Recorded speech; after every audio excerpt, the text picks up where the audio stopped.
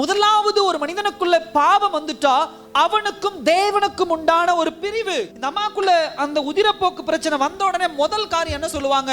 நீ சர்ச்சுக்குள்ள என்ன பண்ணாத, நீ ஆலயத்துக்குள்ள வராது, தெய்வ காரியங்கள்ல நீ வராத, அது சுத்தமான இடம், நீ வராதன்னு அதுல இருந்து விளக்குவாங்க. அடுத்தது குடும்பத்துக்குள்ள வராதுன்னு விளக்குவாங்க, நண்பர்களுக்குள்ள வராதுன்னு விளக்குவாங்க, சமூகத்துக்குள்ள வராதுன்னு விளக்குவாங்க. இந்த உலகத்திலும் பாவமும் அப்படிதான். நீங்க எந்த அளவுக்கு பாவத்தை இறுக பிடிக்கிறீர்களோ இந்த உலகத்துல உங்களுக்கும் எனக்கும் நடக்கக்கூடிய ஒரு தாக்கம் என்ன அப்படின்னு சொன்னா, கர்த்தரை விட்டு நம்மை பிரித்து விடும், உலக ஜனங்களை விட்டு நம்மை பிரித்து விடும், சமூகத்தில் ஒரு பிரிவை கொண்டு வரும். இதெல்லாம் என்ன பண்ணும் நடக்கும்? லூக்கா தெளிவா சொல்றாரோ, எவ்வளவு செலவு பண்ணாலும் இந்த நோயை குணமாக்க முடியல அப்படின்னு சொல்றாரு. அத மாதிரி தான் காஸ்ட்லியானது பாவம். நாம் செய்கிற பாவத்திற்கு உண்டான விமோச்சனம் இந்த உலகத்துல கிடையவே கிடையாது, அவ்வளோ விலை. அதனாலதான் விலையேற பெற்ற இயேசு கிறிஸ்துவுடைய ரத்தம் விலை உயர்ந்த அந்த பாவத்திற்காக இந்த பூமியில என்ன பண்ணுது? சிந்தப்பட்டதே. ஒரு மனிதனுக்குள்ள பாவம் வந்துருச்சுன்னா நல்லா கவனிங்க.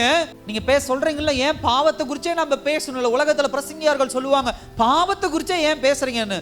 பாவம் வந்துட்டா குடும்பம் உடைஞ்சிரும், பாவம் வந்துட்டா குடும்பத்துல கஷ்டம் வந்துடும், பணம் இழப்பு ஏற்படும், பாவம் வந்துட்டா குடும்பங்களுக்குள்ள சண்டை வரும், பாவம் வந்துட்டா உடல் பலவீனமாகும், பாவம் வந்துட்டா வாழ்க்கை எதுக்குன்னு ஒரு வெறுப்பு வர ஆரம்பிச்சிடும். பாவம் தான் ஒரு மனுஷனை மரணத்திற்கு நேராக என்ன பண்ணுது? கொண்டு போகும். இன்னைக்கு ஹாஸ்பிட்டல்ஸ் நீங்க போய் பாருங்க, எமர்ஜென்சி வார்டுல இருந்து எல்லா வார்ட்ஸையும் பாருங்க, அதிகமான பேர், 100க்கு அதிக பர்சன்டேஜ் ஜனங்கள் ஏன் ஹாஸ்பிட்டல் அட்மிட் ஆகுறாங்க அப்படின்னா பாவத்தினால தான் அட்மிட் ஆகுறாங்க. குடி பழக்கம், சிகரெட் பிடிக்கிறது, போதை பொருட்களை யூஸ் பண்றது, கற்பழிப்பு, அடிச்சு மற்றவர்களை காயப்படுத்துறது, கோபத்தினால போட்டு அடிக்கிறது, பொறாமையினால ஏதாவது செய்யறது, இந்த மாதிரி பல விஷயங்கள் பார்க்கிறோம். அதிகமா ஒரு ஹாஸ்பிட்டல் போகும்போது ஒரு 60 வயசு ஆளு, 70 வயசு ஆளு, ஹார்ட் ப்ராப்ளம், சுகர் ப்ராப்ளம், இப்படி வர ஆட்கள் பார்த்தீங்கன்னா அந்த ரேஷியோ ரொம்ப கம்மியா இருக்கும். ஒரு 100 பேர் இருக்காங்கன்னா 90 பேர் பாவத்தினுடைய இம்பாக்டா தான் இருக்கும், பாவத்தினுடைய தாக்கமா தான் இருக்குமோ தவிர ஒரு 10 பேர் தான் பாத்தீங்கன்னா ஒரு வயது முதிர்ச்சியினால் உடல்ல இருக்கக்கூடிய உபாதைகள்ல வருவாங்க. இல்ல அந்த 10 பேர் சின்ன வயதிலே